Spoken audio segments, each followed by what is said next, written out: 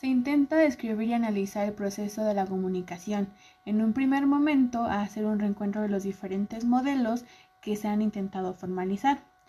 Los primeros han sido los modelos técnicos elaborados para dar cuenta a la transmisión de las señales de sistemas de comunicación. La comunicación es ciertamente una relación entre el lenguaje, pero también tiene una relación psicosocial. En este momento utilizaremos el modelo de Shannon, que presenta la comunicación como la transferencia de un mensaje bajo la forma de señal, desde una fuente de información y por medio de un emisor y un receptor. Esta transmisión puede ser afectada por fenómenos presitarios llamados ruidos. Este esquema está derivado de la telecomunicación, que se ha aplicado en las diferentes comunicaciones humanas y a que a medida del tiempo van cambiando. Esto perturba la transmisión de la información, algunos de la naturaleza energética y otros de la naturaleza informacional, que son procesos de codificación y de descodificación, que son procesos que permiten esclarecer la comunicación a través del lenguaje. Esto permite esclarecer las razones por las cuales una señal es rara a veces. Pero las limitaciones de esta analogía consisten en que el código del lenguaje no tiene las mismas características que un código formal, por el cual un significante corresponde en único significado. Como ejemplo podríamos poner el código Morse. Norbert Wiener fue un matemático y filósofo estadounidense quien creó el término cibernética en 1918. Hizo un libro de la cibernética o el control y comunicación en animales y máquinas, publicado en 1948. Esto tiene una resonancia inmediata aportando a la comprensión de la comunicación en noción del feedback. El emisor envía la señal y el receptor reenvía las respuestas que indican los efectos de ese mensaje. Por ejemplo, en la comunicación humana, todas las señales que expresa el receptor ha recibido bien el mensaje y que la emisión puede proseguir.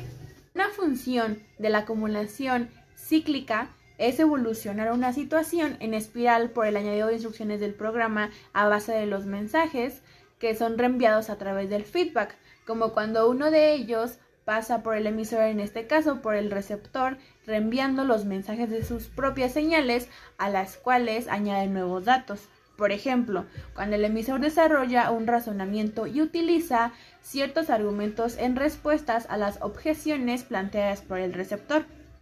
Una función de la didáctica está destinada a reenviar hacia la memoria de las fuentes de informaciones sucesivas en los efectos de sus mensajes.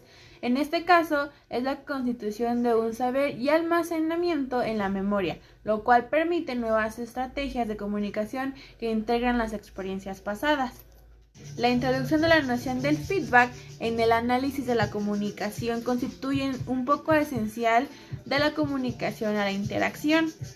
Conduce a considerar que la fuente y el destinatario son de hecho emisores y receptores, que ejercen funciones diferenciadas en un proceso circular y no lineal.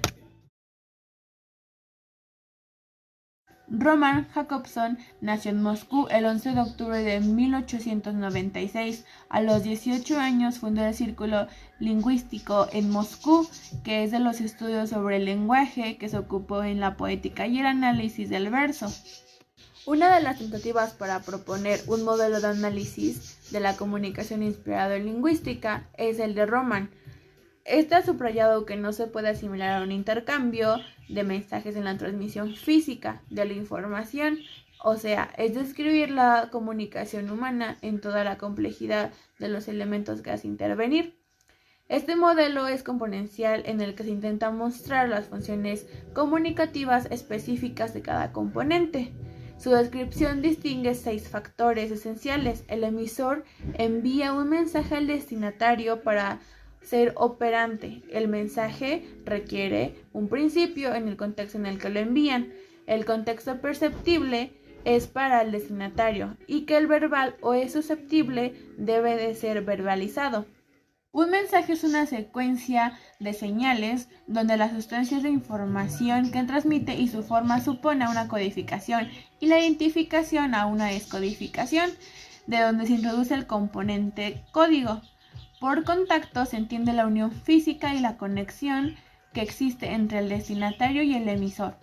Algunas de las funciones lingüísticas que propuso Jacobson son la función expresiva o emotiva, que se refiere al emisor y que comprende la expresión afectiva de la actitud del sujeto respecto a lo que dice.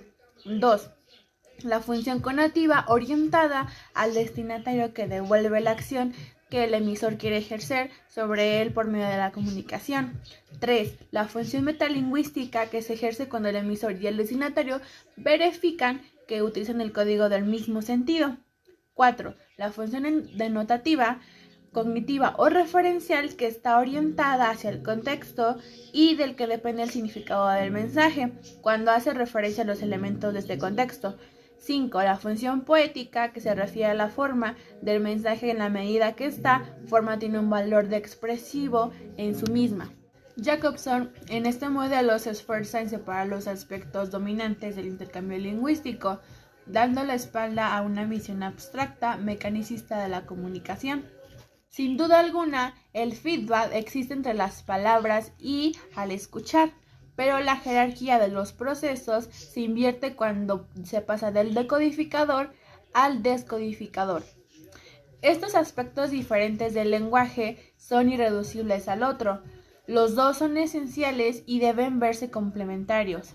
Se podrá añadir el feedback en el otro elemento del modelo, o sea, en las funciones de regulación, acumulación cíclica y acumulación didáctica. Los lingüistas han ignorado el problema de las relaciones sociales en el estudio de intercambios lingüísticos, y Backstein fue un precursor aislado en 1929 que recursaba el objetivismo abstracto de Saussure y escribía que la verdadera sustancia del lenguaje no está constituido por un sistema abstracto de formas lingüísticas, sino por el fenómeno social de la interacción verbal. Nació el 7 de junio de 1927 en Portland, Oregón, y falleció el 13 de noviembre del 2009 en Virginia. Fue un sociolingüista, antropólogo y folclorista cuyo trabajo se ocupó principalmente en las lenguas del Pacífico del Noroeste. Hymes y Gumpert fueron pioneros de la nueva formalización del modelo speaking, mientras Jacobson se centraba en las funciones lingüísticas.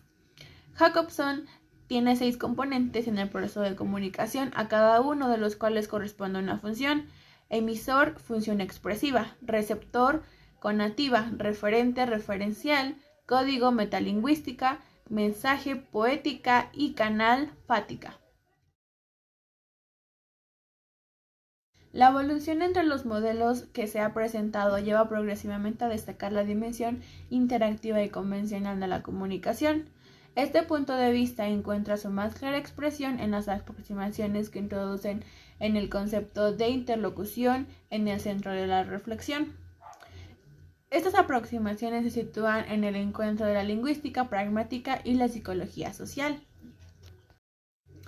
Esto propone un hecho relacional irreductible según la expresión de Jacques, señalando que la comunicación es la primera forma de reconocimiento entre los hombres y el campo donde se funda la intersubjetividad ante toda la apropiación personal.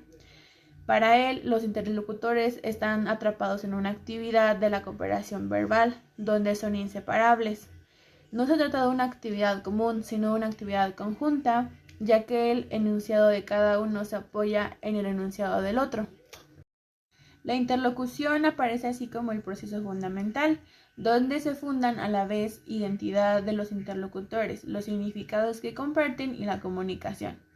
La palabra no consiste en un juego de significados dados, es necesario continuar pensando en ella en la dirección de una responsabilidad intersubjetiva hasta el punto que no es exagerado. Afirma que no existe la significación referencial incluso, más que por un movimiento reglado que atraviesa todo el significado dado. Los modelos técnicos a los modelos interlocutivos hemos llegado a apreciar próximamente las relaciones entre la comunicación e interacción. La perspectiva interaccional no es claramente expresada en la reflexión. Un individuo no comunica, sino forma parte de una comunicación donde él se convierte en un elemento. En otras palabras, no es el autor de la comunicación, sino el que participa. La comunicación como sistema no debe ser concebida bajo el modelo elemental de la acción y la reacción, es tanto que el sistema debe abordarse como un intercambio.